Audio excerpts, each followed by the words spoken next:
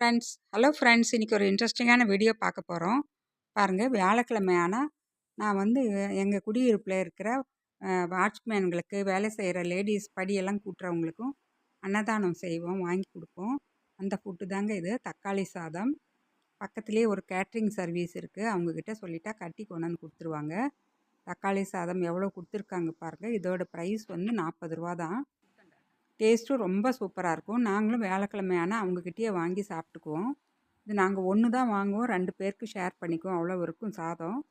கூட தொட்டுக்கிறதுக்கு ஊறுகாய் வச்சுருக்காங்க. அப்புறம் இதுவும் சைவ சால்னாவும் கொடுத்துருக்காங்க, கொஞ்சம் ஆனியன் ரைத்தாவும் சைடில் வச்சுருக்காங்க. ரொம்ப டேஸ்ட்டாக இருக்கும் இந்த தக்காளி சாதம்.